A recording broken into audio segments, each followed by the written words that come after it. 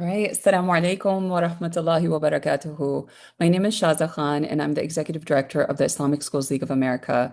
I'm very honored to be hosting Joffe Emergency Services, and in particular Joffe, who will be speaking with us about school crisis response and preparedness.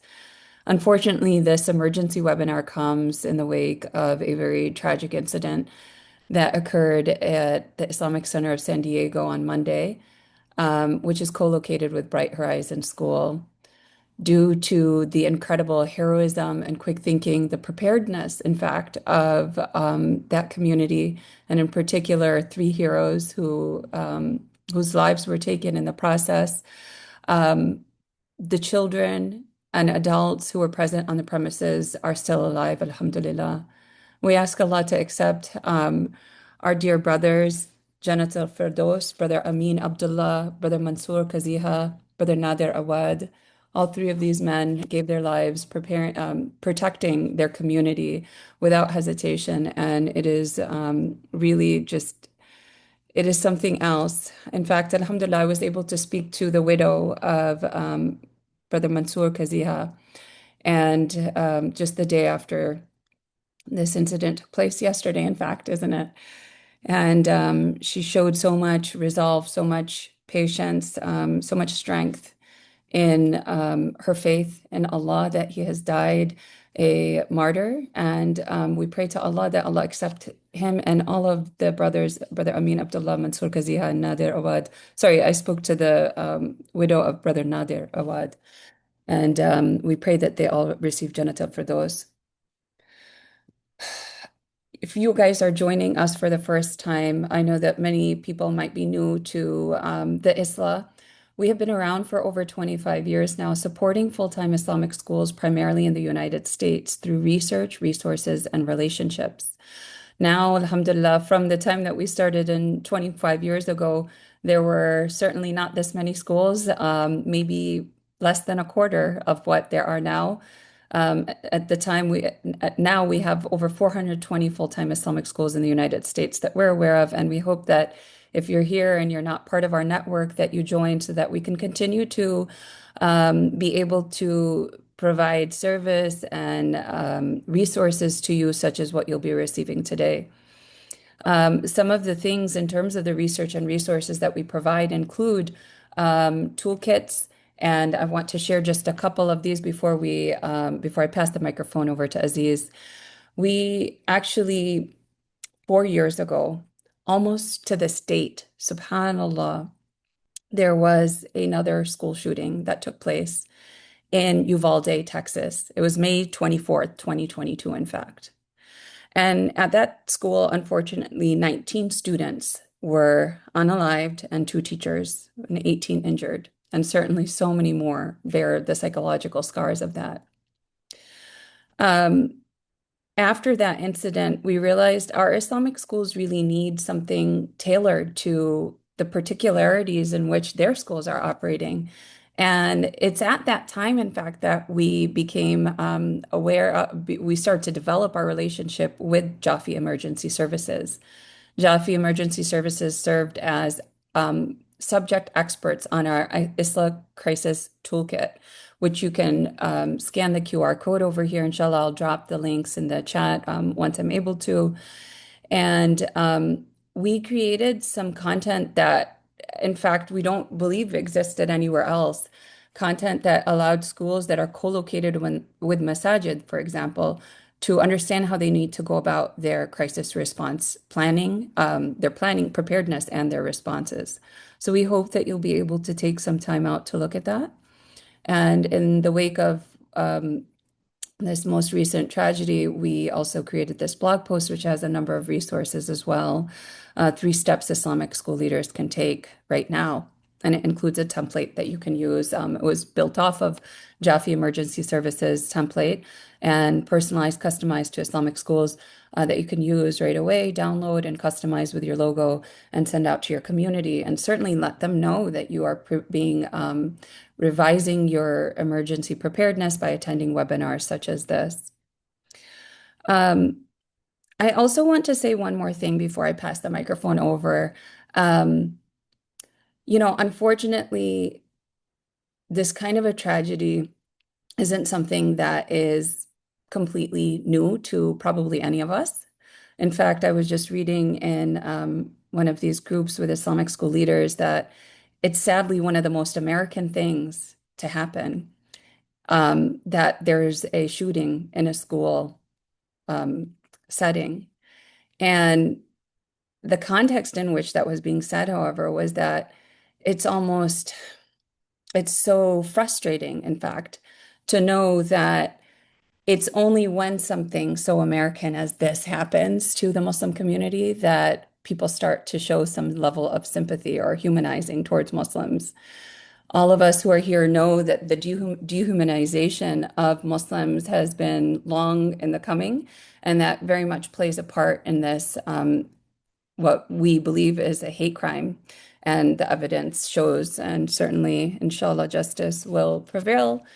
And we know that Allah will certainly is the most just of judges, and that that will also be taken care of in this life, and inshallah in the afterlife as well. I want to ask Brother Aziz Ahmad to recite these verses, this verse from the Quran. And in fact, this was recited by the daughter of the security guard who has been taken as Shaheed, Amin Abdullah's daughter, Hawa, who recited this in a statement yesterday. And I thought that it was very apt for us to also share this with you all and then to get into our talk. So, Brother Aziz, we invite you to the microphone. Brother Aziz is the secretary at the Islamic Schools League of America and also a school leader in Virginia. Brother Aziz, thank you so much for joining us. الله خير. السلام عليكم ورحمة الله وبركاته. أعوذ بالله من الشيطان الرجيم. بسم الله الرحمن الرحيم. من المؤمنين رجال صدقوا ما عاهدوا الله عليه فمنهم من قضى نهبه ومنهم من ينتظر وما بدلوا تبديلا. Among the believers are men who have proven true to what they pledged to Allah. Some of them have fulfilled their pledge with their lives. Others are waiting their turn. They have never changed their commitment in the least. Sadaqallah. Jazakallah khairan, Brother Aziz. And of course, we read this in the spirit of our three brothers who have pledged with their lives, subhanAllah, shaheed, witnesses to Allah. Thank you so much. And at this point, I'd like to now introduce Chris Joffe.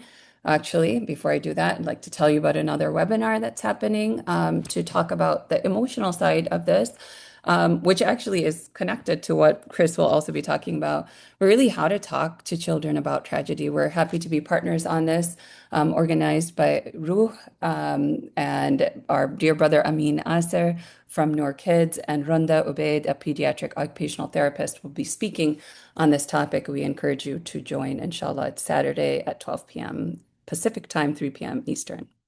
So now I would like to briefly introduce Chris Joffe. His bio is much more robust than this, but briefly, Chris Joffe is a sought-after safety expert and founder and CEO of Joffe Emergency Services. Chris founded Joffe Emergency Services with a simple promise: to empower teams with the skills they need to keep people safe in an emergency. And it's been an absolute pleasure and honor to be working with Chris and their team for over the 4 years, and they were one of the first to reach out to us to ask, Colleen, thank you so much, to ask how they could support us. And we really appreciate you guys jumping in right away to provide this Yeah. much needed webinar. And Chris, I'll pass it over to you now to proceed. Goodness. Thank you, Shaza. And to this community, thank you for gathering today. I realize depending on where you are, it may be very late in the evening. It may be, obviously, it's at the end of a school day. And so I'm grateful to you for your time today.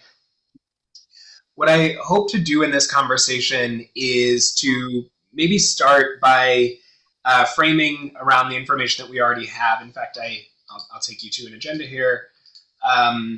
And then to talk just a little bit about what it is that we can do for ourselves. As Shaza started, it's necessary to care for ourselves in these moments. In fact, it's more necessary to care for ourselves in these moments than ever before. But I also know as leaders of schools and communities, you have responsibility that you feel.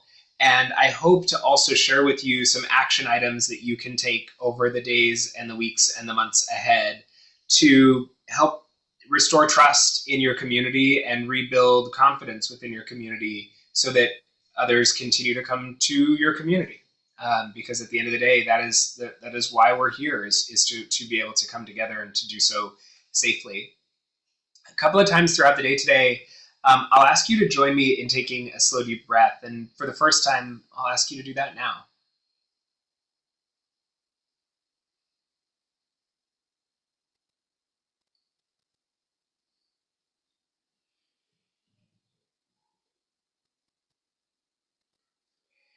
And I ask for that because I find that in these moments, we are organically feeling everything at once. Simultaneously, we feel the need to do something, the need to defend, the need to mourn, the need to grieve.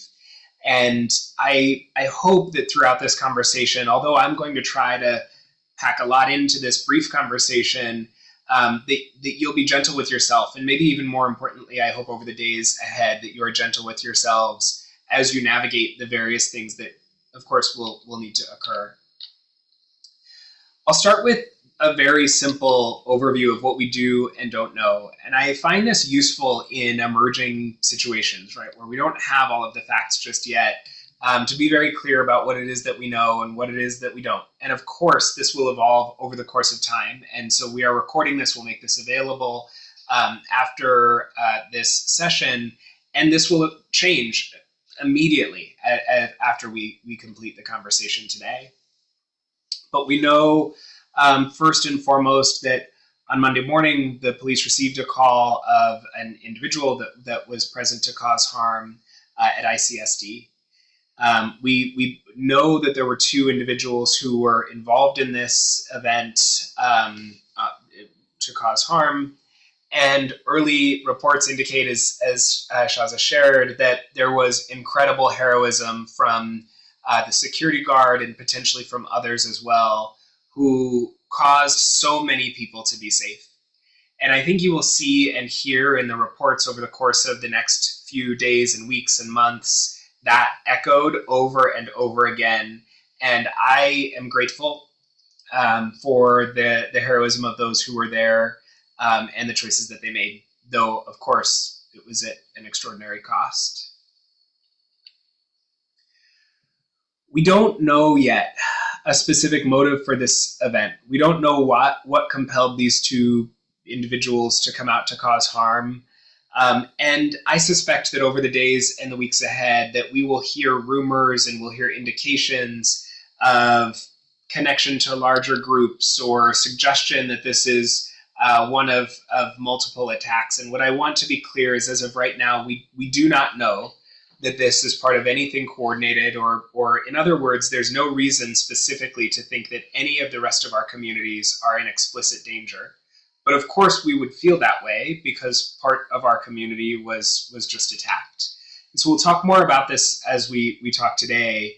But I do want the group of folks that are with us right now to know that there's no reason to believe that there's any specific or credible further attack pending. We also don't know what training or pre-work or activity occurred within the community. And that's a really interesting place to be right now. Of course, that will come out over the course of time. But again, what we may hear are rumors, are likely incomplete truths at best. And so I encourage folks to continue to listen, to be curious, to pay attention, but not to jump to any conclusions. And then similarly, we don't know what exactly was used from a security perspective above and beyond an individual officer.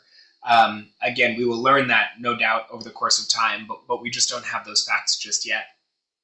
What we do know, though, and this is the lesson that I hope all of us can take away, is that there is an opportunity for each of us to do the best that we can, to be as prepared as we can, not just for an event like this, but for any event that could face or cause harm to our community.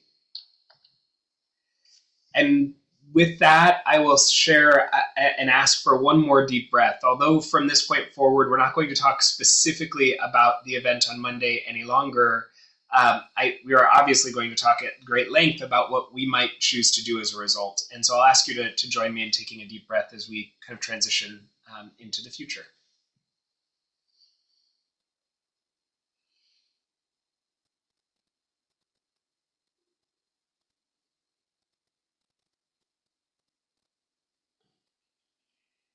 And for what it's worth, I offer these deep breaths not just as a tool for our conversations, but as a tool for your conversations with faculty, with staff, with community members, with students.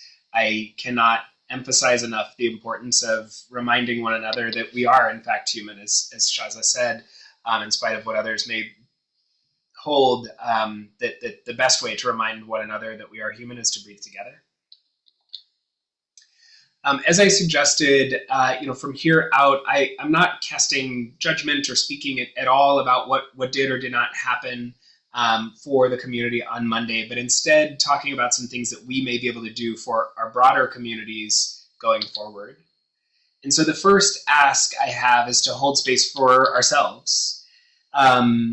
There are some resources that are on the screen here. We'll make these available. Shaza shared some other resources as well that will be present within the various networks for folks to access in order to simply care for yourselves. I think perhaps more than ever, we need to check in with one another and with ourselves, with family. These are moments where we may need to turn off the work, turn off the laptop, whatever the case may be for a period of time. These are all-consuming moments if we allow them to be. And as leaders, I know so many of you, so many of us find ourselves compelled to try to answer every question, to care for every member of our community. And I want to just encourage you that if you're willing and able, there is an opportunity to simply prioritize yourself. Having said that, I know most of you, many of you, find solace, find self-care in caring for your communities. And so if you are like me, somebody who looks for a checklist first and looks to care for self second, I want to give you that checklist.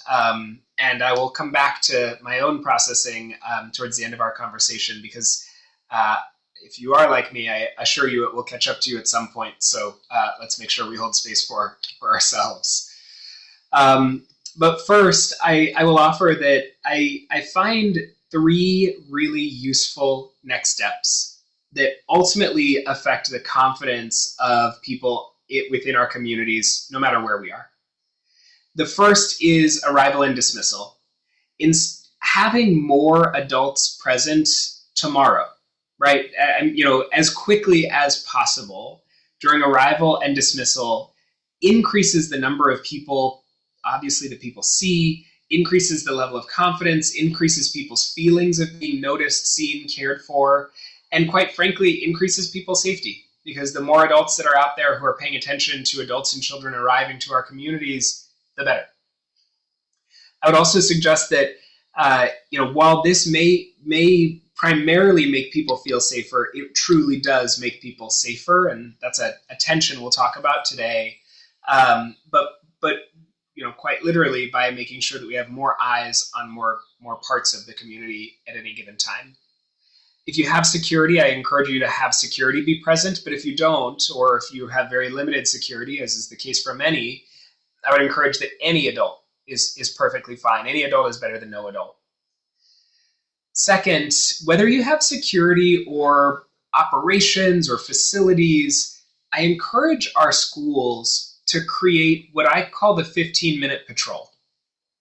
And the backstory to this is that if I'm a teacher in a classroom, I want to, the design is for me to see a security officer with a smile and a wave every 15 minutes. And I know that sounds excessive, and I want to be honest with you, it is excessive. But the reason for that is I want everybody to feel seen. And you're detecting already, hopefully, this theme that connection is part of how we make people safer, and it's also how we make people feel safer. And so reminding people that security can see them, security is paying attention, security is present, can be as simple as seeing them every 15 minutes. If you're a community that does not have security of your own, or again, if you have only one security guard and that security guard needs to be at the front, the other way to do this is for your facilities or operations or even your front office person to do that same walk. The goal is simply to be seen and to have that moment of comfort that we get when we are seen by somebody who can keep us safe. I will also say that as part of that patrol, regardless of who it is, it's an excellent opportunity to double check that the safety systems that we have are working. So things like, are our doors closed and locked? The doors that should be locked, are they propped, open, even just a little bit? Are the fences, gates, anything else that is designed to keep us safe intact? Again, have those been propped? Are those in use? What's going on there? It's also a chance to check some other things, like, are our AEDs flashing green, right? So as this person is doing this sweep of campus very, very often, you'll get the benefit of them noticing some things that they might not otherwise have noticed. And so I encourage, one, that we do it regularly, and two, if possible, that we rotate who's doing it. So I might do the walk first, and then I might hand over to Shaza to do the next walk, and then I might hand over to Khalid to do the next walk, and then I'll take over again on the next one. And that way people have seen different people, and that makes us feel even that much safer. And again, if your community is small and you don't have the luxury of transitioning that responsibility, that's okay. Next, I would encourage you to use your front office to the absolute best of your ability. One of the places where the front office is your strongest asset is the buzzer that so many of us have on the front of our campus. And so if there's a button that you can push in order to access campus, a buzzer to enter a gate or anything like that, I would say for the next few weeks at the very least, that should be where the screening process should happen. So if I were to walk up to your campus and push that buzzer, I would say, hi, I'm Chris, I'm here for Shaza, and you would say, okay, come on in, Chris, I'm expecting you. Or if you weren't expecting me, it would give you an opportunity to either come and meet me at the gate or simply to not open the gate to call for more help, to analyze the situation before I wound up on campus. Now, many of you, that's not the design, because by design, our schools who are co-located with a prayer space are often open, right? By design, we want to make sure that anybody can get into those prayer spaces. And so I would encourage you, and this can be tense, but to try to find places where you can draw a line between school and prayer space over the course of the next few weeks. And you don't have to do this forever, because I know how important those spaces are to the day, to your curriculum, right? You move in and out often without even noticing, right? Back and forth between spaces. But in these weeks that follow an event like this, it's one way that you may be able to help your community feel even safer. I will mention that I am going to have time at the end to answer every single question that is on your mind. And if for some reason we can't answer every single question live today, I'll make a space available so you can share them with us, and we will answer every question, no matter how big or how small. But I also want to encourage you as we go to drop questions in the chat, because some of these questions, especially around prayer space and how we use different parts of our community, may feel most relevant right now, and I would like for you to be able to ask those questions as they're on your mind. So please do feel free to use the chat to do so at any time. The second, or the next kind of batch of items are, I would say, more optional than the first. And by the way, all of this, of course, is optional, but I would say this first group of items, I think, is a really easy and important lift to help people feel safer when they're on campus. This second batch of items is more for schools, I think, who are most feeling the fear within your communities right now. And so first, I would suggest that we talk to staff. And I know there's sometimes a tension, and I feel this with our own team. If I talk about it, am I creating more fear? Am I creating more awareness? Am I creating more presence? I just talked about another event just the other day, right? And so it introduces this into our community-wide communication. So I know there's sometimes a tension or a desire not to communicate, but I encourage folks to choose to communicate anyway. I'm a big Brene Brown fan. She's a social worker and a researcher, and she has a quote that has truly changed how I lead, and it's, in the absence of data, we all make up stories. And what I find is that when we're in community, if our leader isn't speaking to us, we can sometimes make up a story around it. Maybe we're not prepared.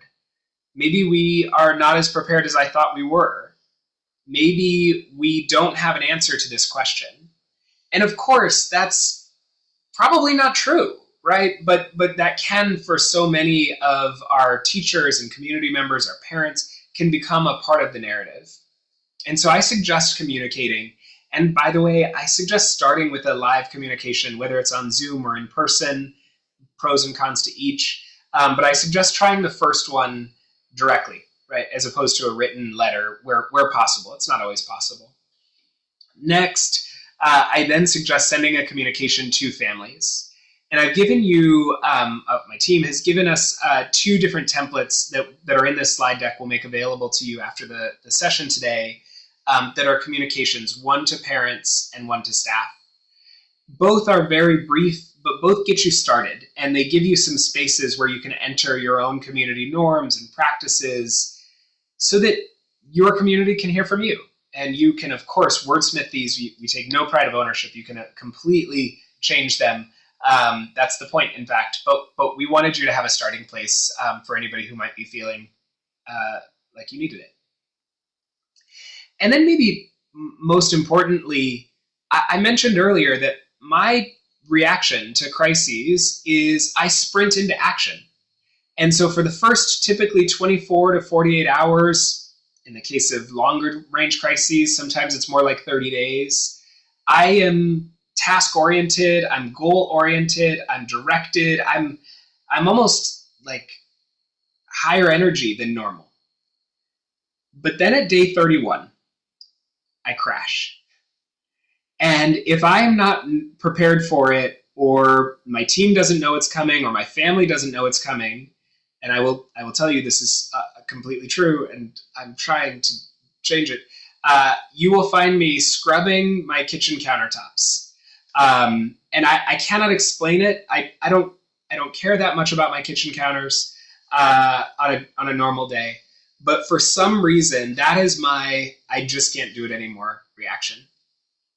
And I don't know what it is for you. I see some smiles and nods for Colleen on my team. I assume that's because she's heard of this, or maybe my wife has reached out at some point and said, why is he cleaning the counters again?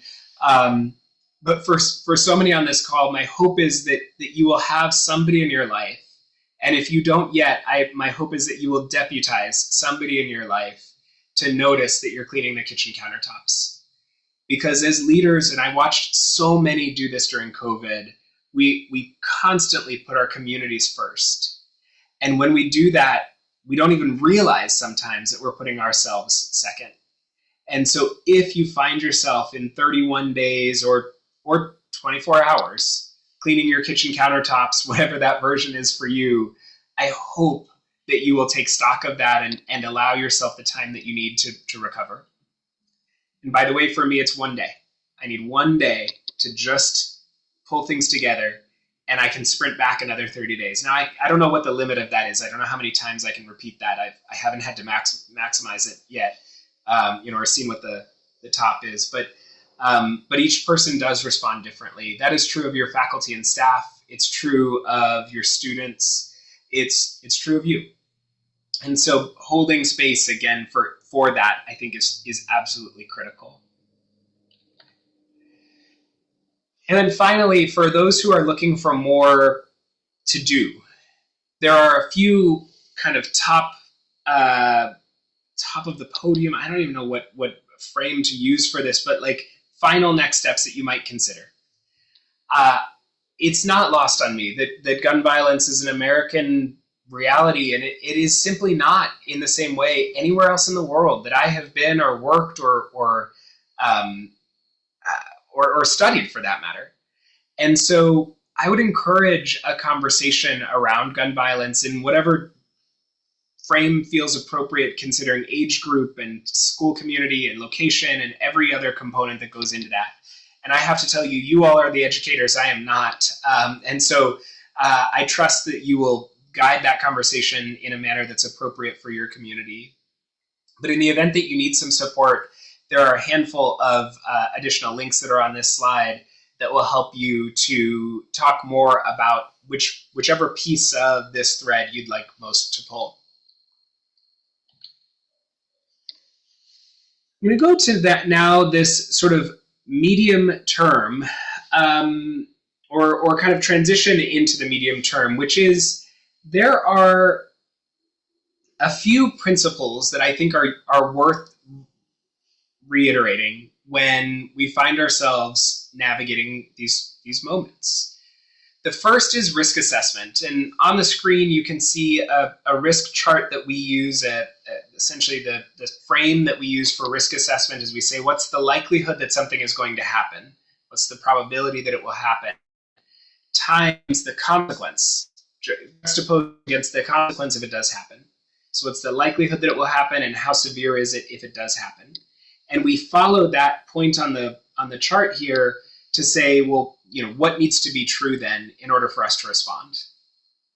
And I bring this out during these tough moments because I find that sometimes when you're standing in front of your staff or you're sending your parent communication, people start to raise their hand and worry about things that may or may not be realistic, or things that may or may not be that severe from a risk perspective.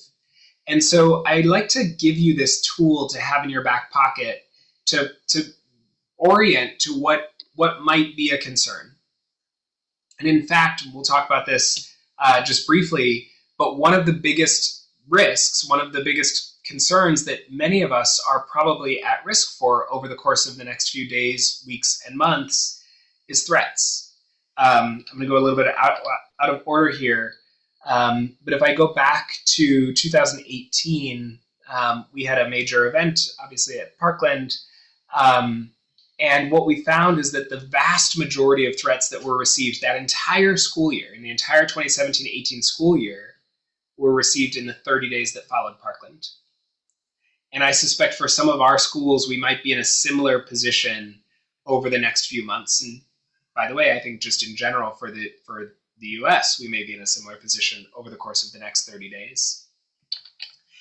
And so to that end, I want to offer you this toolkit to respond to threats, because it's frustratingly true that we may pick up the phone and call the local police department, and the local police department may say, if we receive a threat, and the local police department may say, well, what do you think you should do next? And I know for so many of us, the reason we called the police was for them to tell us what to do. And yet we find ourselves with this massive frustration, and even worse, the burden of making that choice. And so my suggestion always, if it's during the school day, is to begin by contacting local law enforcement. So always call 911 first. And if they tell you what to do, of course, then you can follow that direction. If you think that what they're suggesting is unreasonable for some reason, maybe err on the side of caution, go even further until you can escalate and get a better answer or get the right answer. But in general, we follow the direction of local law enforcement. Unfortunately, often we won't receive that. And so we may need to have a plan within our own leadership team to decide what to do. And so if that's the case, there are a couple of options that you'll see on the screen now. But essentially, you may have to be the one to decide about activating a movement restriction for your community. And when we say movement restriction, what I mean is like a lockdown or a shelter in place or a secure campus. And those we use, and by the way, I know sometimes some schools have language like soft lockdown versus hard lockdown. For all intents and purposes, when I say lockdown, I'm referring to hard lockdown or whatever that language might be. Sometimes it's a code, like so if you had code red, it might be code red, but it's that extreme response where we keep every single person on campus in classrooms, offices, prayer spaces, or wherever they might be when it began, and they stay there indefinitely. And again, I have linked here for you a toolkit it's a one-pager that you can post in every single classroom that helps to reinstate and reinforce what those expectations are for those different levels of movement restriction. And then from there, you'll activate your leadership team. We call it the command center, but it's the group of people who will decide what needs to happen from there. and you'll communicate. Because as we've talked about already, communication is often the gap for our communities during a key event. And so I know that it can feel really intimidating to receive a threat. And it is really scary because in the moments where a threat comes in, we don't know whether it's real or fake. We don't know whether it's credible or not credible. We don't know whether it's from a student or an adult.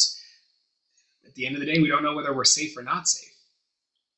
And what I hope we do and in fact, I'd encourage you to take a screenshot of this slide. Again, we'll send you the deck, but this way you have it on your phone. You can take a screenshot on your computer and put it somewhere safe. Because the truth is these steps are 100% universal. You will always follow these steps. And so you now have the checklist, no matter whether the threat is received by email or social media or written on a bathroom stall or painted on the outside of a building. These are the steps that we will take in response to any threat during the school day. Ooh, lost control of my slide. And second, these are the steps, a little bit simpler, if the threat is during outside of school hours. We call our local law enforcement, typically it's 911. We follow their guidance if they give it to us, but then we will have to make the decision of whether we open or close school for the day. And so what I would encourage you to do today as a next step is to have a conversation about what guideposts you want to put in place as far as whether you're going to open or close school. So in other words, if you were to receive a threat at 4 o'clock in the morning on a Tuesday, does that give you enough time to troubleshoot whether you want to open school that morning? If that same threat comes in at 6 o'clock, 8 o'clock, 10 o'clock, right? What does that look like? And so I'd encourage you to have that conversation with your leadership team. It doesn't have to be formal. You don't have to hire a consultant. You don't have to have, it doesn't have to be anything significant. In fact, in some ways, it's even better if you didn't. But start that conversation and discuss what you would do and use that as an opportunity to simply align with your team on how you'll handle these moments. Because the beauty of that alignment is that when or if an incident should occur later, you have the ability to fall back on it. And you know that Aziz said, we're going to respond this way. You know that Imad said, we're going to respond that way. And you're able to use those responses to help drive the conversation and ultimately to drive the decisions that you make during the real event. From there, though, there are some other things that I know are on some folks' mind. And maybe I'll pause for just a moment here because I realize that we've talked now about the incident itself. We've talked about some things we might do right away. And where I will go next is where do we go from there and beyond? So this summer, next fall. But before I do that, are there places or spaces where you have questions about that are sooner, that are things like tomorrow? And I just want to pause for a brief moment to see if any of those are out there. And I'll encourage you to either unmute, you're welcome to do that, or to drop in the chat. And I'll pause here for just a moment. Thank you so much, Chris. Please, friends, feel free to unmute. I know that people have questions, perhaps. Anyone have any questions about what to do right now, perhaps?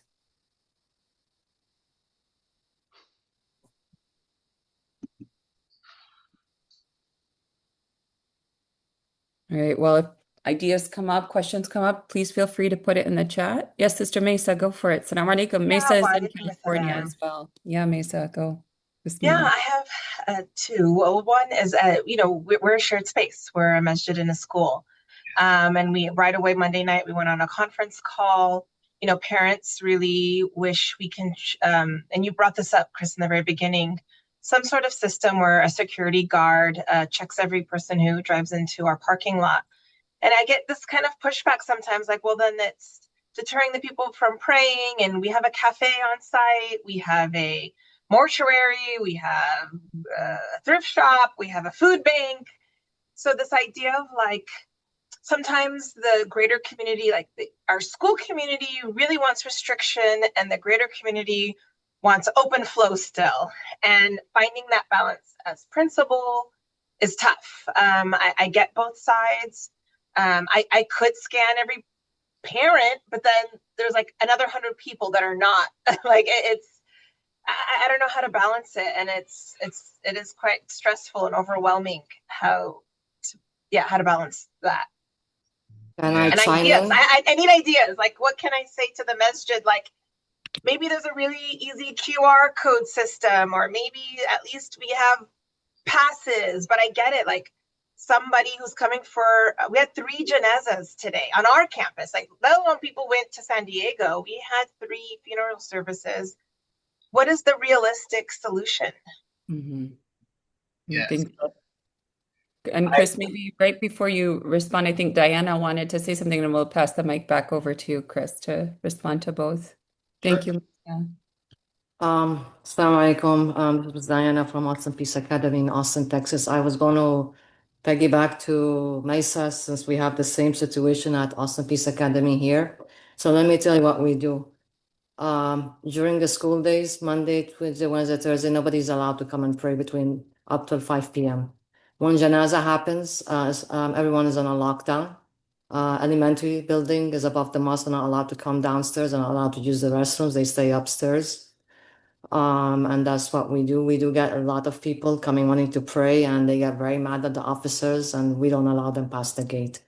For make the life easy for an officer, all parent cars have to have a sticker that says AP on it, so he's not always stopping to check, and so they continue coming in.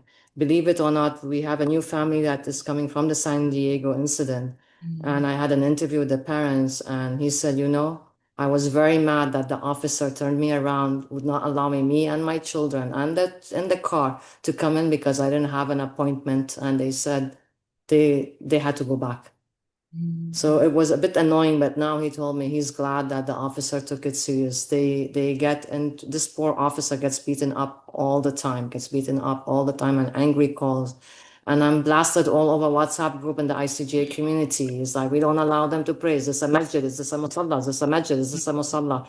No, it's a masjid at the end of the day, even if it's closed temporarily for prayers.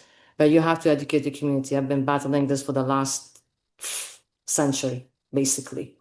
He's not that old. When Jum'ah This is my happens, let me just give you an idea. When Jum'ah happens, usually shooters always come with quiet time. They don't come when there's a crowd and they're having a gun and shooting all over. I'm yet to see that when there's a high crowd happening and somebody walks in through Jum'ah and starts shooting left and right. Very rare, but Jeff can let me know about that. Studies is usually you see shooting when there's quiet downtime. That's what I can tell you as far as Jum'ah. Janaza, same thing. We do have our kids attend Janaza. We want them to attend Janaza as part of that prayer thing. But again, you have your parents. You have your staff with the kids. You have multiple layers of security, and there's additional offices when we have Janaza that our masjid has theirs, and we have 3. At Jum'ah, we have 4 officers, just to keep that in mind. So you have to invest in security. It's like you're slowing down the process getting to the children to be taken out, or the teachers, inshallah. And God forbid, inshallah, doesn't happen again. That's all. Thank you, Diana. Thank you, Mesa. Yes, Chris, any thoughts and reflections on that? Yeah, Diana, I so appreciate your response, because I think I want to give you some language to use with anybody who is confronting you on this issue. And the language is, there is a balance to strike between openness for prayer and closed for school. And we have to draw the line somewhere. So where will we draw the line? And I think that framing allows you to have some flexibility. And what I hope, and I think generally I encourage our schools to do, is start wherever you can, because you're going to get pushback from prayer leaders, you're going to get pushback from community. So start wherever you can.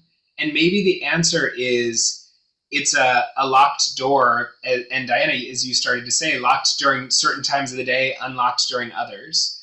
Maybe it's a guarded door, guarded during certain times of the day and not guarded during others.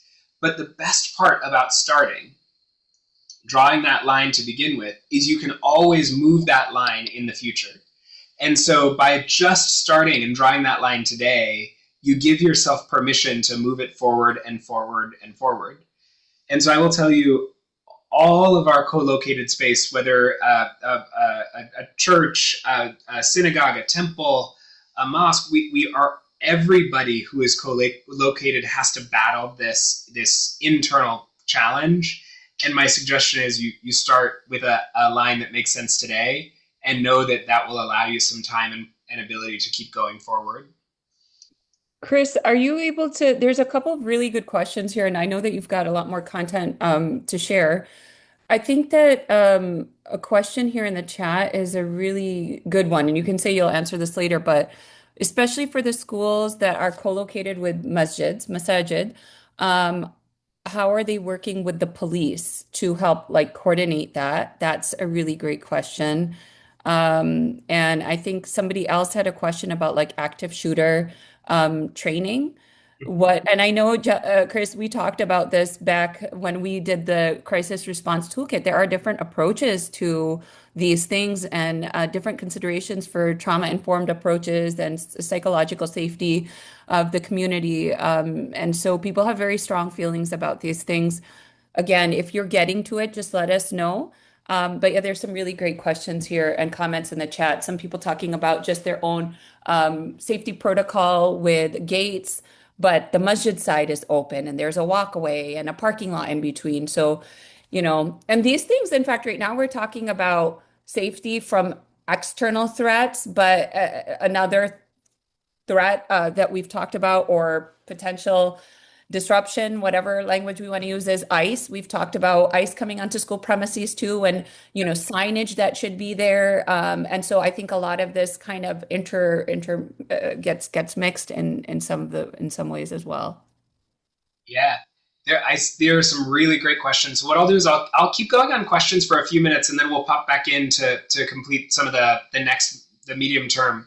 And by the way, my thinking there is, the medium term is work that I think we'll do this summer and next fall. And so if there are more questions than we have time to do both, the questions I know so many people are wrestling with it right now. And so I want to help to try to solve for those. And we can always create more conversation about the future later, though I'd love to try to help folks get ahead. So we'll try to do both, and I think we may be able to.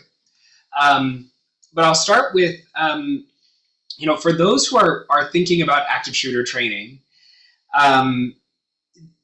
there are a couple of things to consider. I saw the question, are you working with the local police around that? And the local police is a good starting place. They're a great place to begin with your active shooter training. What do you recommend? What do you do? Do you have training resources, etc.? What I will say, however, is that for those of us who have young students, especially within our communities, pre-K, K, 1, 2, 3, 4, probably through grade, really elementary school in general, which I know is many of us, I find that sometimes the police will recommend run, hide, fight, or Alice, or something options-based, and that's the language we use to describe these, like, where, if the individual is over here, we're supposed to do this. It's not always the best option for our youngest students. And so if you're concerned about that, and the fear I have, or the risk I have with it, is when we start to ask kindergartners to run, we lose control of them. And we lose the ability to contain the students that we're responsible for. And frankly, they're smaller people, right? They have smaller legs, they're going to move less quickly. And so the value of that movement is not as great as the value of movement for adults. And so there's again, kind of a tension that we hold between what's the best thing for the older people on campus versus the younger people on campus. And often lockdown is the best thing we can do. It's really, really effective, really, really fast lockdown. And so a guide I'll suggest is 30 seconds. I'd like to encourage you to try to lock down your campus and your community within 30 seconds. And if it takes you longer than 30 seconds, let's say, when you initiate your lockdown drill, it takes you a minute and a half. Well, that's the big project I want you to focus on next school year. Get from 90 seconds down to 30 seconds. If it takes you 15 seconds to lock down, you're in incredible shape. You can let go of any tension largely. Of course, specific circumstances apply. We should always look more closely. But in general, if you can get locked down in 15 to 30 seconds, that's a signal that that's the best thing your community can do to get safe. And again, I said I wasn't going to talk anymore about San Diego, but it appears that was the action that many there took, and it appears that action kept so many safe. And so, of course, it's much too early to say what else might have gone into that decision making, etc. But I find that there's one particular moment where people get really nervous. And that is after we've turned off the lights in a lockdown and we've closed the doors and we've locked them and we've closed the blinds and we've locked the windows and we've gotten seated on the floor of the classroom. And the work is done, and so now we have to wait.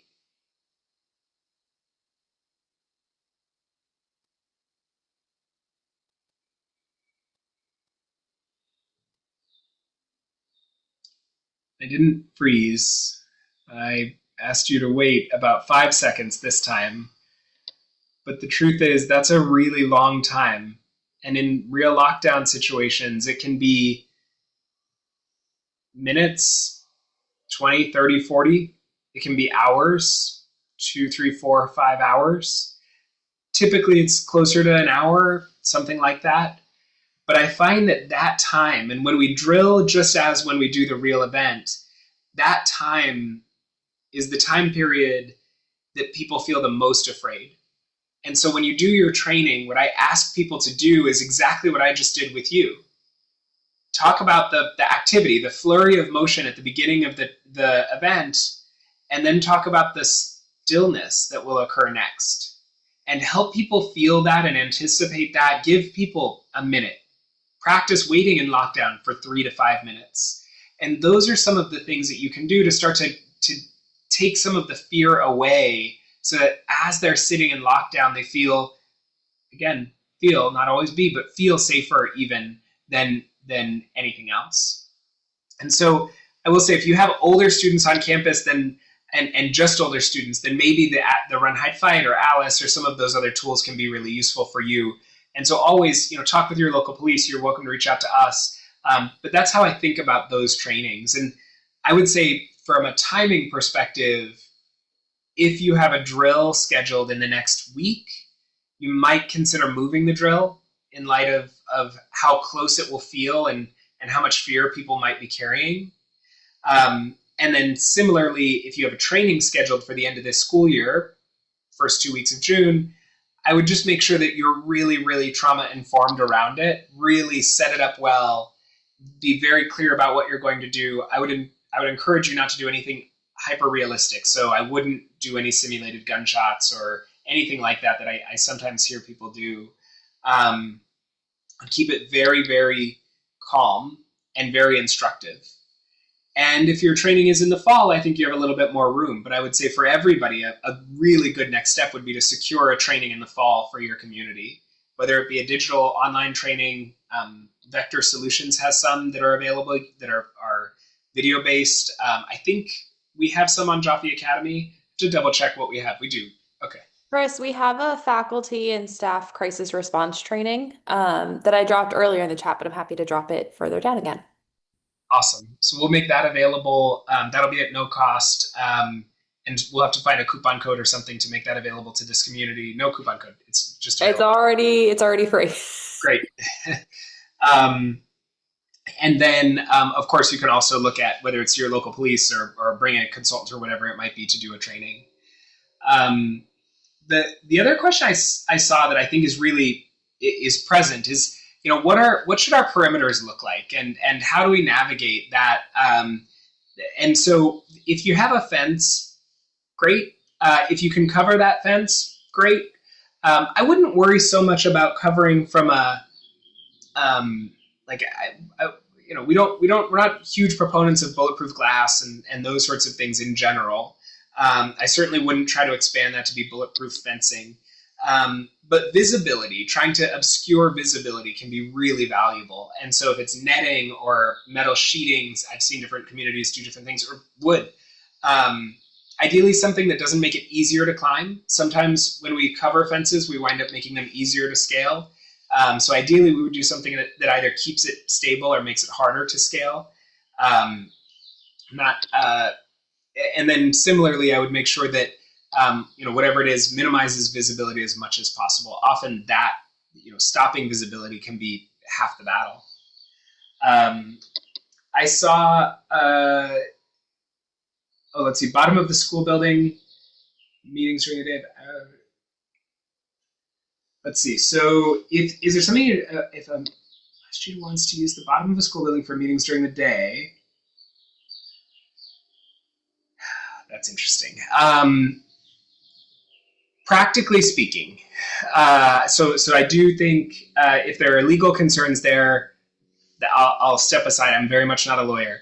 Practically speaking, I would ensure that anybody who comes into the school building comes through the normal visitor process that you use. And so if your normal visitor process is you check in with somebody at the front desk and they sign a paper, I would have them do that. If your normal visitor process is you check in at the front desk and you run a sex offender screening through Raptor or one of those tools, I would have them do that. So I would try to make that the standard. And again, in the interest of you have to draw a line somewhere, I would try to make that the line to begin with. And then I would make sure that there's always an adult chaperone for those people. One place where I find often our visitor meetings, those sorts of things can get complicated. I was at a school in Massachusetts last week, and they offered that I could use the main bathroom off the main kind of foyer in the school, but it was a kid's bathroom. And so there were kids in there and adults in there at the same time. I said, I can't do that, actually. I need you to offer me somewhere else, because I can't be in a position where I'm alone with a child in a bathroom, right? And so, kind of thinking through those things, how are we going to manage that part of the community? And again, sometimes it takes a little bit of extra education. Sometimes it takes a little bit of extra kindness and empathy, but we just have to remind everybody this is for everybody's safety. This is not about judgment or anything like that. This is only a safety concern. Talgat, physical security. So I am not a huge fan of broad form bulletproof glass or films or those sorts of things. And I'll tell you the reason is that most of them are not very good. Most of them are permeable, and there's tons of studies that demonstrate that. Sometimes they make the argument, the companies will make the argument that the goal is to slow down a would-be attacker. It's a good argument. Here's the challenge. Many of our schools, unfortunately, especially in the last 15 years, are beginning to be built with massive glass panes that are either around the entryway or around our classrooms. If we're Montessori in design, that even more glass. And so there are a couple things I like to remind folks. This is, by the way, I'm not saying don't install bulletproof glass, but I am saying I find you get a really big return on training. And so doing training so that people know how to leave the spaces that are most vulnerable, I get a really big return there. And another place where I get a really big return is once I have visibility blocked, I've actually gotten people safer than we realize. So there have been very few cases where somebody has been killed behind a closed, locked door in an active shooter event. It has happened, but it's very, very rare. And so what I've learned through the data is that the most important thing we can do is to get into lockdown quickly. And even if we're in a glass room, if the walls are covered by blinds and the window in the door is covered by a piece of paper or blinds or Velcro, that's actually a really, really important move to get us to be safer. And the reason is that the person who's on campus to cause harm, they're only using the back of their brain. They're only hearing loud noises. They're only able to do big gross motor, and they're very much only detecting gross motor movement around them. And so because of that, because there's so much adrenaline within them, they don't always think, oh, well, I could just break this glass, or I could grab the keys that are right there, right? Or any of those sorts of things. they're overcome by adrenaline while they're causing this harm. And so it is very, very rare for them to take further action. And so in general, I would say it's a really good idea to focus on those areas first. If you have the excess dollars, if you have the resources, if you have the capacity, I would then go to some of those things like bulletproof films and stuff.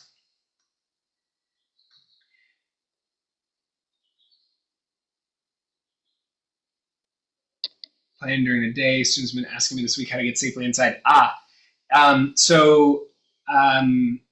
Jamilat, if you don't have gates and fences, this is a great one. So the goal is to get inside as quickly as you can, or, and this is the one exception to, I just said earlier, we don't like run, hide, fight. This is the one exception. Then the second best thing you can do is to run away from campus. I would pick a place proactively. I'm trying to think if I could pull up a map, but if you imagine, well, let's use your field. If you imagine your field, there's probably a home or a store or maybe a shed or an outbuilding somewhere. There's some structure that you could tell everybody, we're going to run there. Okay. And that's what I would do is I would say, we're going to run there as quickly as we can, and then we're going to secure there. Okay, thank you. I wanted to ask, because we have a huge wooded area around the property. And so I was trying to figure out, is this something we can be telling? Because one student said, can I run in the hood, in the woods? And I was like, I mean, that makes sense. If you see something, I would say go. But I also wanted to run it by you guys, because there's a lot of woods around us on the other side, you know. Where is your school? We're in Windsor, Connecticut. Okay. Yes, you're very similar. I was in Massachusetts, like I said last week, and school surrounded by the woods. Yes, I would try to keep kids reasonably close together, and I try to give them a destination. So if there is another school or a building or anything up the street that they could reasonably walk to or run to, I want them to go there. Because the one thing and this may happen, I'd rather have a lost child than a hurt child, but I need to find them quickly. And so I try to keep them together, run in buddies, and then run to a specific location as much as possible. Got it. Thank you so much. I appreciate that. Of course. Okay. These are great questions. Asma, yes. We haven't talked about this, but as a last ditch, as we saw on Monday, our first objective is to get away from the situation, to get ourselves into lockdown, to get ourselves and the students in our care safe. If all else fails, if that door opens and that person comes in, then the last option we have is to fight with everything that we possibly can to protect ourselves and those around us. And if we have multiple adults that are with us, we should try to coordinate that fight to the best of our ability. Sometimes some police departments will recommend using like fire extinguishers, putting those in classrooms. But you'll use whatever weapon you have available, a chair, whatever you can possibly find, whatever you can use to help you, and use that to do everything you can to protect yourself.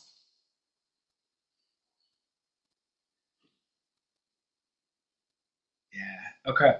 I think I'll take us back into the conversation here. I'll go into the medium term. Colleen, if I'm missing any questions or if I skipped anything, will you? There is one question in here from Khadija that says, I work at a relatively new and small school. The teachers received active shooter training, but the school does not have any lockdown procedures. How does the school go about establishing those procedures? Yes. So the first step in this deck, let me take you there. There's a document that we will make available to you. And this has the procedure for lockdown. And my suggestion is that you can actually put this in every single classroom, every single office. It should be everywhere. And by the way, in the Master Sheet, this should be in every space possible, in every corner and every hallway. And so this is the procedure. But of course, we can't just mount it. We have to also teach it. And so what I would do is in your beginning of the year meeting, walk through this. And what will happen is some teachers will say, well, what about this space? What about that space? And so you'll be able to talk with them and say, well, this is where I would go, or this is how I would do it. Whether you do that yourself or bring in a consultant, or we could do it virtually depending on where you are. We could do it in person with you. But it's about helping people anticipate what would they do in the different spaces. Because if we do that, then they can make the decision now, instead of having to make the decision in response to an emergency that's going on. If they're in the masjid, I saw that question as well. One of the challenges with locking down in a large space like that is, well, there's a lot of us. And so typically, if there are smaller rooms, sometimes some buildings will have these around the outside or somewhere where there's, tucked away furniture, kitchen, those sorts of things, then you can try to move into those spaces. But if there are 100 of us gathered in that space and there are not adequate small rooms for us to get tucked away into, the next best thing that we can do is to lock down in the masjid itself. And so do what we can to close and secure the doors. If we need to barricade them, we can do so. Cover the windows, get low to the ground. And in those circumstances, that is a time where sometimes we might gather a group to defend ourselves if need be. And so I think that's an idea or an option as well. I see another question. Yeah. Yes, everybody will be receiving the presentation by email. Yes. So this other question is, I receive. How do we communicate during an emergency? And yes, I think what I encourage everybody to do is to have a few methods of communication. Walkie-talkies are really valuable. I think that's a great first step. I also like a PA system if you can. And again, I know not every community has or can afford to install one, depending on your buildings. It could be really expensive. Using the phone system can be an option. But what we need to do is to be able to increase the communication from every part of campus to every other part of campus. And so the more that we can get our community to be able to hear us, hear what's going on at the front, at the side, etc., the better. If you do have walkie-talkies, if you're a walkie-talkie based program, what I would encourage you to do is to make sure that everybody carries them. Often everybody has one, but nobody carries it. And so building that practice so that we all carry them to every meeting, to every class, to every recess, to everything that we do, I would strongly encourage. And to make sure that we're using them, not just for major emergencies, but when there is a missing child, using them during dismissal and arrival in the morning, those sorts of things as well. I'll take us into a couple of more slides. And again, please keep these questions going. What is on your mind is what is most important to me. And as we transition into the rest of this conversation, we are looking ahead now. And so I think there's good, meaningful value in looking ahead. And that's why I want to do it with you. But we have time to tackle this. And so if need be, we can resurface other questions first. But the first place I'll go is to this idea of the Swiss cheese model. And I use this because I find it is so clarifying, because it speaks directly to, and I forget who mentioned it, but we were talking earlier about bulletproof glass or bulletproof shields or those sorts of things. And this really helps me to tell the story that I believe is what makes our schools the safest. And that is that we should have many layers of safety in place. We should have, and I'm sorry, I have a very small pug. He's, 25 pounds, but he's very loud. He sounds like he's 125 pounds. And he's lost his mind outside. I don't know what's going on out there. But we should have many layers in place. And by design, no layer is going to be perfect. We should have a visitor management system. And again, like I said earlier, whether that's a paper at the front desk or a Raptor scan where we check for sex offender status and other things like that, either is okay, What's important is that we have it in place. Well, we should have a security system and a security strategy. Whether that's an armed guard or an unarmed guard or our employee or contract, all of these are okay. It's just one layer. And so the idea of this model is that every school, every community, every masjid should have at least a few layers of Swiss cheese in place. And everybody should take comfort in the fact that not one of those layers is perfect. Every one of those layers has holes, is imperfect, will have risks with it.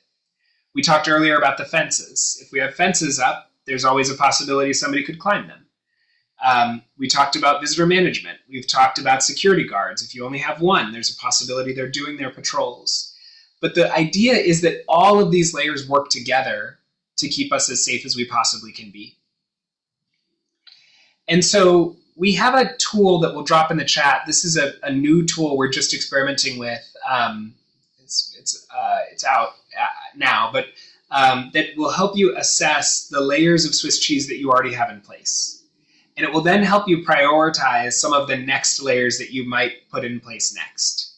And so it's a very quick assessment. It only takes a few minutes, but it gives you a few scenarios at the end that will allow you to compare, to ask yourselves the question, how would we perform in response to this type of incident? And so I find it really useful in that way. But as we've been talking about, the next big challenge is not just figuring out what layers we have, but figuring out what layers are actually in place, what layers are actually working. And the first one is training. How do we know what our team will do, what our faculty, staff, students, community at large will do in response to any of these emergencies? I often have said, it's not me, I stole this from somebody, but the best time to plant a tree was 20 years ago. The second best time is today. And I feel that way about training our community. The best time to train our community on and have them be prepared for an emergency was years ago. But the second best opportunity we have is right now. And so what I would encourage you to do is to schedule a staff PD this August for 2 to 4 hours. And if that sounds like a lot of time, you can negotiate. But I would encourage you to try to do at least, what do we do in response to an evacuation? What do we do if our building is on fire and not safe? What do we do if we need to shelter in place because there's a concern outside, a neighborhood, an environmental, something like that? What do we do if there's something that happens down the street and we need to secure just the perimeter of our campus, but on campus we feel okay? And what do we do if we need to lock down? And I would walk through those with the sole goal of putting yourselves in a position that you know what the community would do in response to those concerns. Second, I would build a behavioral threat assessment team. Because the truth is, many of the events that we see actually occur from somebody that we know. This is kind of a hard statistic to share, but about 2/3 of active shooter events are an escalation of a dispute that has already happened on campus. And if that's the case, I see an opportunity there to gather that dispute when it happens, to notice it, to intervene, to stop it from escalating to the point of violence. And if it must escalate to the point of violence, to stop it from escalating to the point of severe violence like this. And so I think the second action I want to encourage everybody on this call to take, and some of you are required, if you're in the state of Florida, if you're in the state of Virginia, if you're in the state of Michigan soon, if you're in the state of New York, if you're in the state of, I believe Maryland, you will soon, if not already, be required to have a behavioral threat assessment team in place. And many more states are going to jump onto this. It's right. We always talk about where's the leverage that we can take. I see this as key leverage. Can you hear that? Okay. Hopefully somebody will turn that off soon. I don't know what that is. Although maybe my pug was trying to protect me from somebody stealing somebody's car. Challenge 3 is to do an audit. To actually take a moment to assess, where are we? And I think this is a good time to do it because we're going into summer.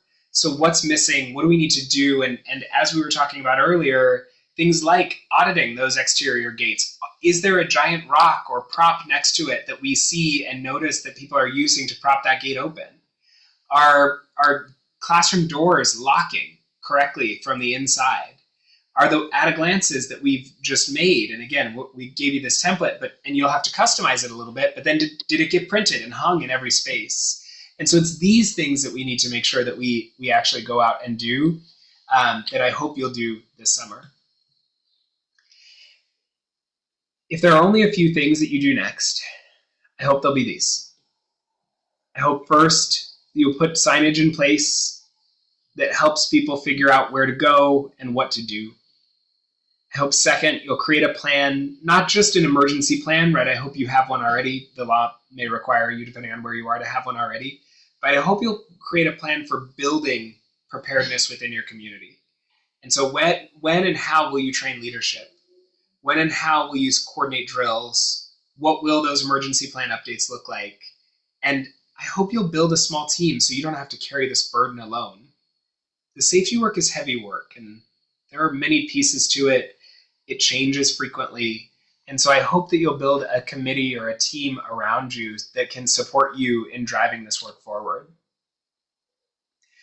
I also think we would be missing an opportunity if we didn't remind you that self-care, mental health, that doesn't go away when this event falls into the background, right? That doesn't go away in 30 days or 60 days.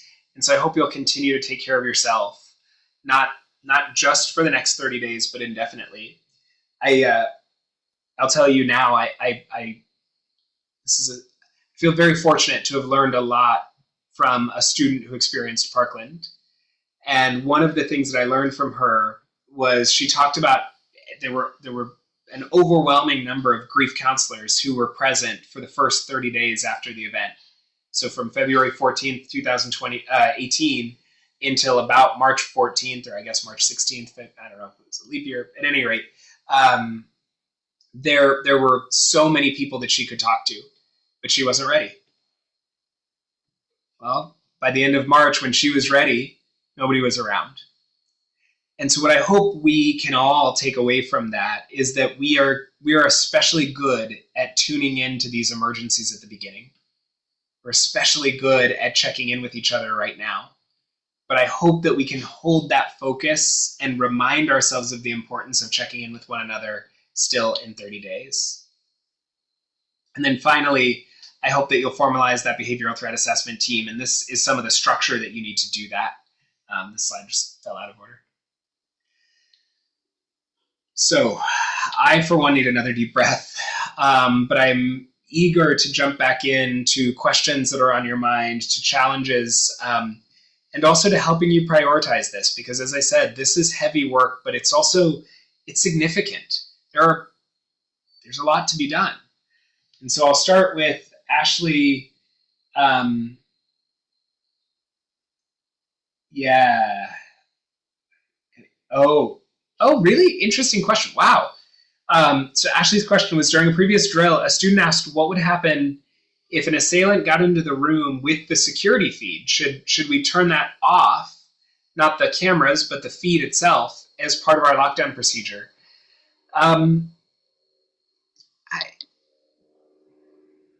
I probably wouldn't, at least yet. That's a really interesting question. I know. To be honest, I have to tell you, I've never had to think about this before. So I'll tell you how I think about this, and I'll lead you with me on as we arrive at a decision here. One fact is that most active shooter events are done very, very quickly. Especially, I'm frustrated that we have enough data that I can compare different time horizons, but the truth is we have enough data that we can compare different time horizons. And over the last 10 years, we've seen more and more of the attackers know and expect to be confronted by and killed by police before they're ever able to run. So less and less are we seeing somebody who causes harm and then sprints away. More and more it's somebody who causes harm, waits for the police, and then is confronted and killed. The reason that's significant is because it happens so quickly then. In most places, police, especially in response to an active shooter, arrive in 90 seconds to 180 seconds, right? A minute and a half to 3 minutes. And so the amount of time and risk it might take to go in and try to turn off the feeds might not be worth it for that reason, right? If it takes us 45 seconds to get to the room and to figure out how to shut them off, and our finger is shaking because we too are full of adrenaline during this moment, and so we can't quite get the button on the TV or whatever the case may be, that's a distraction. The second reason I suggest that is because the value that those cameras bring when the police arrive, if the person is staying in place, is enormous. And so not having, I would hate to build into the practice that we like go in and rip out all the wires, knowing, of course, the cameras are still recording, but now we can't see, and then the police need to go in and rebuild. And so I know that's a long answer to that question. I appreciate you bearing with me. I wanted to think it out loud with you, but I think I land it. It's probably not worth it in most cases to do that. If you could do it virtually, maybe, turn it off, or if you have like a lockdown button that you push and you could program that in to be a part of the script, sure. But if it requires somebody to run to a room and take an action, I probably wouldn't prioritize it. It's a really, really interesting question. Thank you for that. And also, if that student is interested in a job, I'm hiring for a safety consultant, and I need people who ask really good questions like that on our team. So let them know when the time comes. What other questions stand out for folks? I know also, by the way, sitting with this for extended periods of time is hard. And so we may reach the end of our sort of desire or capacity for this conversation, and that's okay too. We're here with you and here for you, not just today, but indefinitely.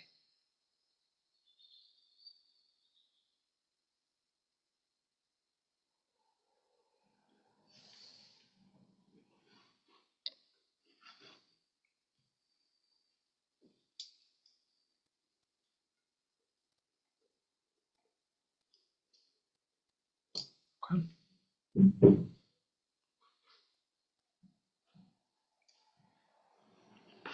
I'll take a quick scan through those other questions and make sure I didn't miss anything. And then I think, Shaza, I can close with you. Yeah, absolutely. We do have a few closing slides, inshallah, just some reminders about things coming up. Asma here, mashallah, has asked a question. What do you think about when office staff is expected to be the first line of defense? Yeah, this opens a few thoughts. I'll just speak briefly about. So the first is I do think that office staff is the first line of defense, and that's why I love the button or the buzzer, if you have it, outside of your campus.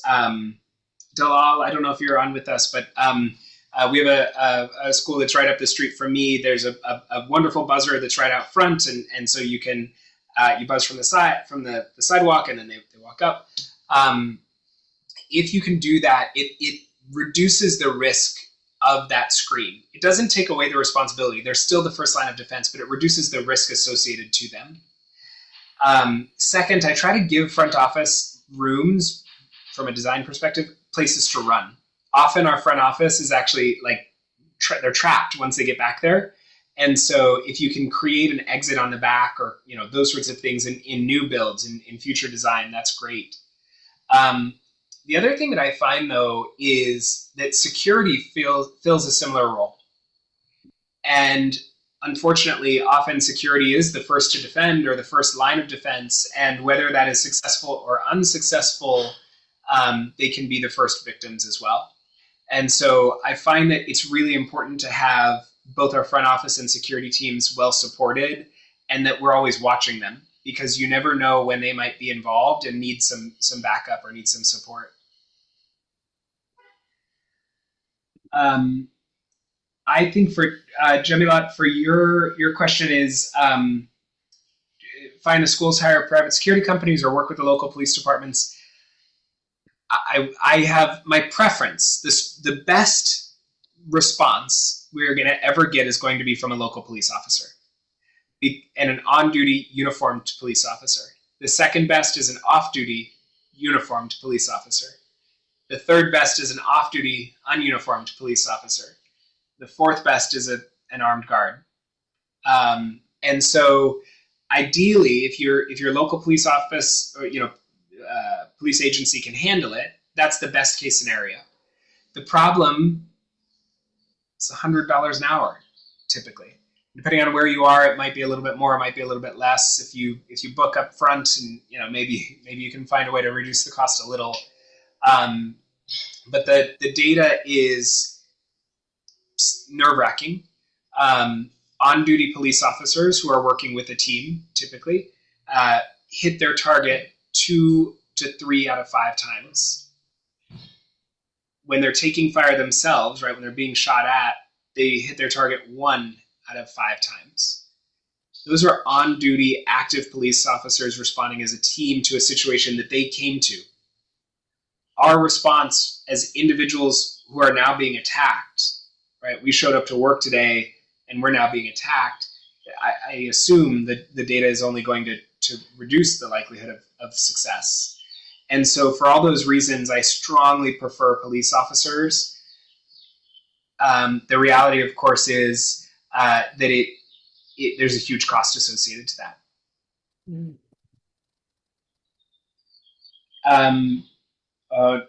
Nader. Nader, where are you? What state? We're in Birmingham, Alabama. Okay. I believe in Alabama you are allowed legally to have armed teachers. However, as I just talked about that data, that data provides the argument for me, or it challenges for me the value of having armed teachers. So if my armed on-duty police officers are only hitting their target 1 or 2 or 3 times out of 5, I assume my teachers are going to be less successful than that.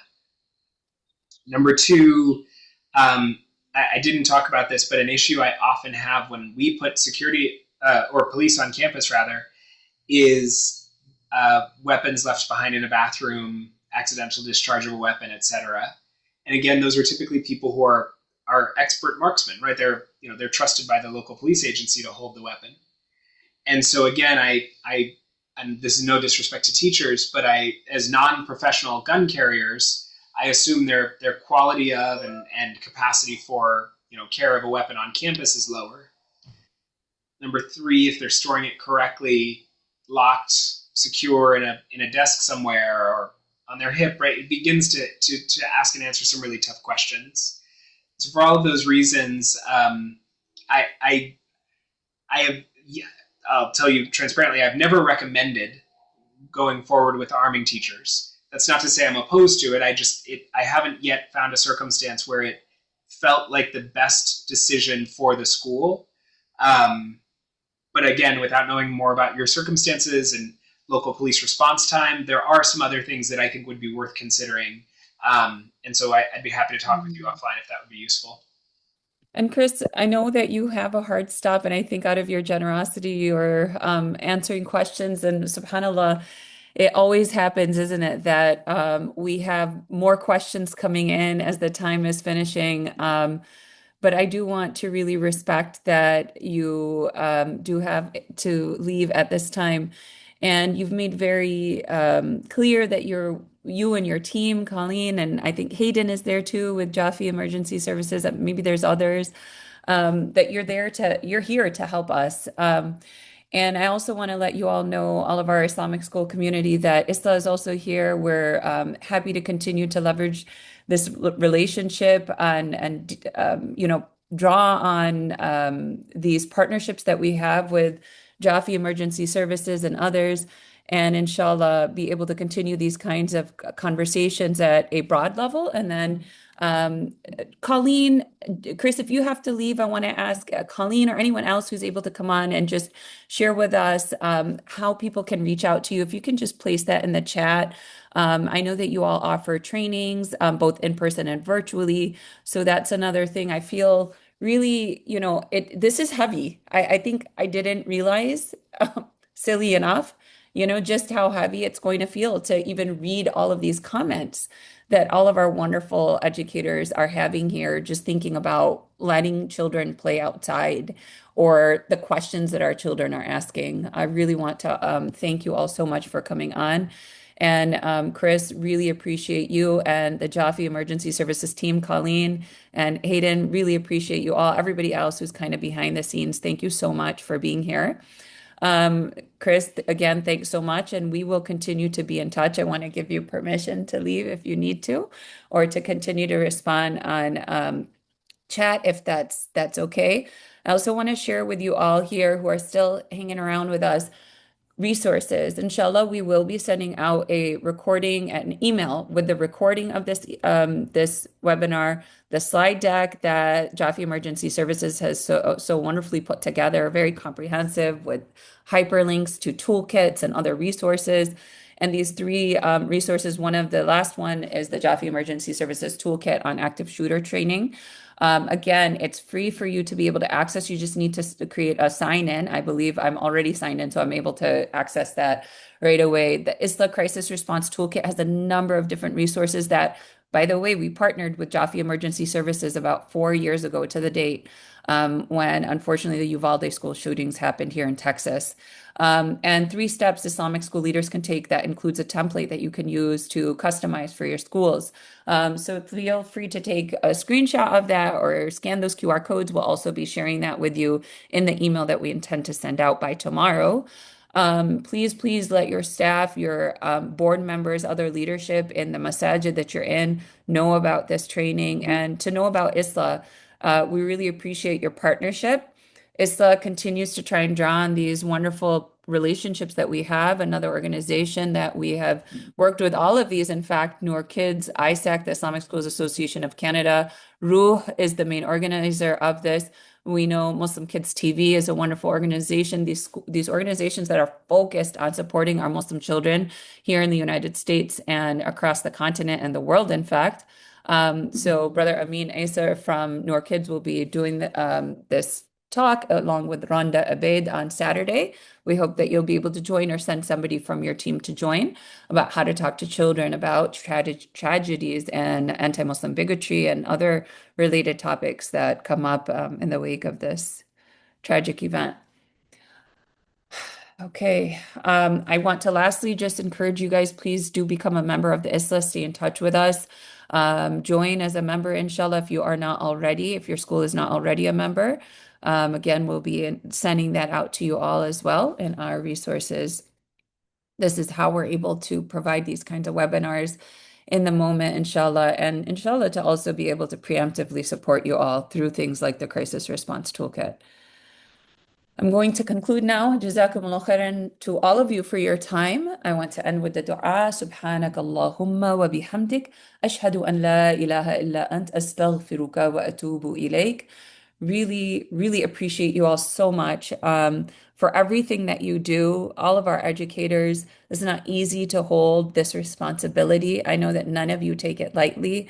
And we're all praying for one another and in need of each other's support in this moment. So please let's lift each other up in dua. These are the most blessed days of the year, the first 10 days of Dhul Hijjah. And so please do continue to keep the beautiful community of the Islamic Center of San Diego as well in your dua as you go through these preparedness activities. And please reach out to us if you have any more questions. We will be noting any questions that we weren't able to get to in this live session. Jazakumullah khairan. Take care, everybody. Assalamu alaikum wa rahmatullahi wa barakatuhu.